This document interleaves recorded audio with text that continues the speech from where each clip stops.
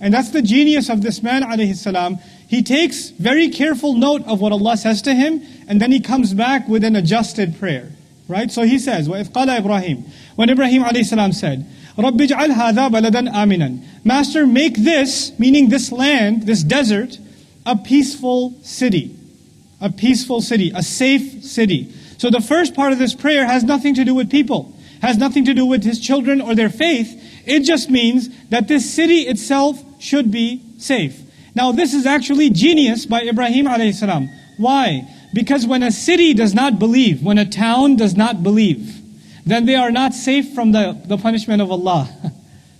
You could have a great empire like the Egyptians had a great empire, the pharaohs had a great empire, and it had its prosperity, but they were not safe from the punishment of Allah eventually. Isn't that the case? So when Ibrahim a.s. says, Ya Allah, you make sure that this is a safe city, this is actually a very indirect way of asking that the majority dwellers of this city are going to be what? Believers. It's actually a really intelligent way of putting that forward. Ya Allah, just make this city safe. And that's implied in it. Yes, of course, believers are the ones that are safe. That's why Allah says, for example, يَعْبُدُونَنِي لَا يُشْرِكُونَ بِشَيْءٍ لَا يَخَافُونَ. They're not going to be afraid, وَلَا يُبَدِّلَنَّهُمْ مِنْ بَعْدِ خَوْفِهِمْ أَمْنًا. When believers are given establishment in the land, Allah replaces fear with safety. So actually the security of a city is directly related to the spiritual state of a place. That's the Quranic principle.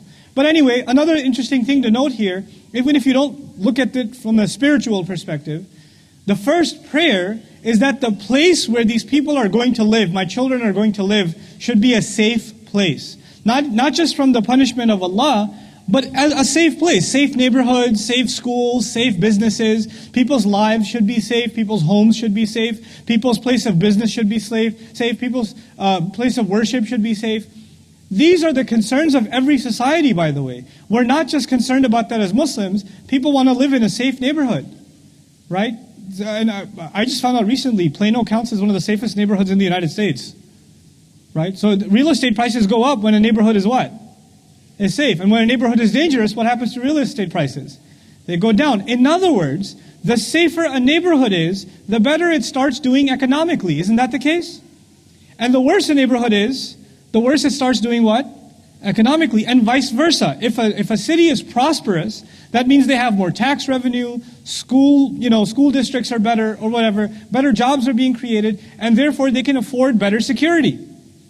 And when a neighborhood has a tough economy, people are losing their jobs, people are getting desperate, then what starts increasing in those cities? Crime. So safety and prosperity go hand in hand. Is that clear to everybody?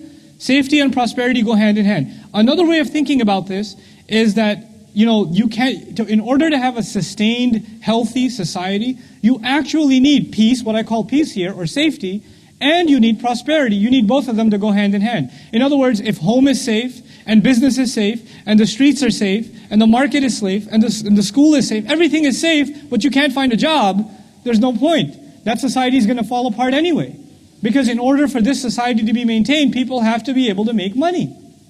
On the other hand, if you have all the money in the world, people can make lots and lots of money, but there's nothing safe. It's the law of the jungle. If that's the case, that society will fall apart too, isn't it? So you need both of those. So Ibrahim a.s., in just brief words, he says, رَبِّ اجْعَلْ هَذَا بَلَدًا آمِنًا. Master, make this into a safe city, a peaceful city, and وَارْزُقْ أَهْلَهُ مِنَ الثَّمَرَاتِ. Provide its citizens from all kinds of fruit. Provide its citizens from all kinds of fruit, مِنَ الثَّمَرَاتِ, which is really beautiful. In other words, the part where he said make it safe is about the peace. The part where he said give them all kinds of fruit is about what? Prosperity. By the way, if these people living in Mekkah, that's where they are, if they're going to get all kinds of fruit, they're going to have to import them, because you don't exactly get oranges in Mekkah, or mangoes, or bananas, or anything for that matter, right?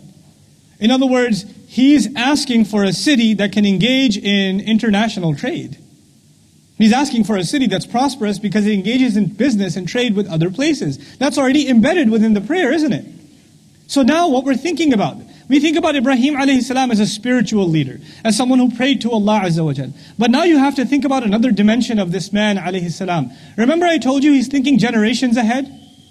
Right? وَمِن ذُرِّيَّتِي. if you're going to think generations ahead, you can't just be thinking about their iman. Like, who are they going to worship? That's important. Of course it's important. But you know what? People are not going to have the peace of mind and the ability to worship Allah as they should if their life is miserable. In other words, if they're constantly worried about the survival of themselves and their family, if they don't know how to make ends meet at all, society is in utter chaos and collapse, then the deen is not going to prosper. So you need a healthy, functioning society for religion to actually take hold. They need each other. In other words, just like our human body, you have to take care of this body and you have to take care of the ruh, right? The prayer, the dua, the recitation of Quran, the fasting, all of that cleanses you spiritually. It takes care of your ruh. And the same way, good food, exercise, all that stuff takes care of what? Your body. This is dual existence. You have to take care of both sides. The same way in society, there are two sides. A lot of times people who worry about the iman of our ummah and the future of our ummah, all we think about is the spiritual side. We don't think about the economic side or the political side, the safety of the people, And look at the genius of this man, alayhi salam. The first thing he does as a leader is he looks at the reality on the ground and he says, Ya Allah, make the city safe, make it peaceful, and make it prosperous economically. Minat thamarat. And something you should understand about Arabic literature and the word thamarat.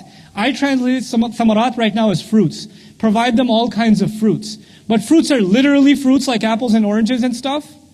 But fruits is something else also. Fruits is also the fruit of your labor. In other words, you do work and you see results.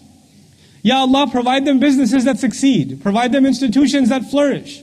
Provide them, teachers that can actually, see success in their students, etc. Provide them the fruits of their labor.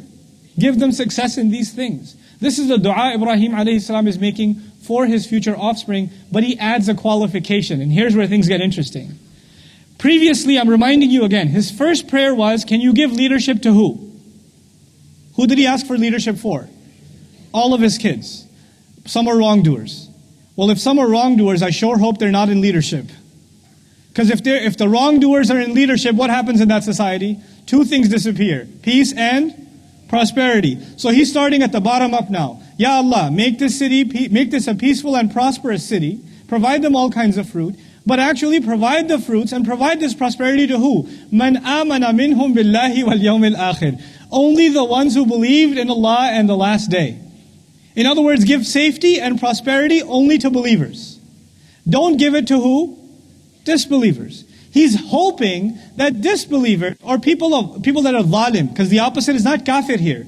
The opposite is not disbeliever. The opposite is zalim. That's established in the ayat. Wrongdoers, cruel people, unjust people. Ya Allah, make sure unjust people are not established in society. Ya Allah, make them the criminal element that are on the fringes. I know they're going to exist, but keep them on the fringes. Keep them on the outside of society. Don't make them the main players in society. Don't give them safety and don't give them prosperity. Only give safety and prosperity to believing people. Now understand something else that so many Muslims are confused about. This is literally a campaign that I'm on. That, so many things that I learned as a child and growing up about Islam, I've come to learn from the Quran that we've just been looking at it the wrong way or we've spread the wrong notions. So many people have demonized, for example, doing well. So they say, why are you getting a promotion at your job? Astaghfirullah al-azim. You should be memorizing Quran instead and say no to that promotion. And don't go and do your PhD in the kafir university. You should actually go and, study hadith instead and become a alim of deen. And I met college students that are doing really well in school. And they say, Ustad Nouman, I feel really guilty because I'm top of my class in psychology. And I should have been studying Quran and Sunnah. And here I am studying, clinical psychology, and it's, just from these kafir professors. I'm like, stupid. I mean, they caught me at the end of a program, so I didn't really have my reservations. So I'm exhausted mentally, so I just said, stupid? What are you doing? Who told you this? Who came up with this notion? The idea that Ibrahim alayhi salam wants you to be prosperous. And a city cannot be prosperous if it doesn't have people that know what they're doing, that know how to make a good income. But what should these people have? They should have iman in Allah and the last day. Man amana billahi wal yawmil akhir. Hey everyone, that was a small glimpse from Story Night. I want you to catch the entire Story Night, and there's a bunch more Story Nights out there on BayyinahTV.com. go sign up for BayyinahTV.com, go under Quran courses, and you'll find story nights, a number of them that you can enjoy with your family.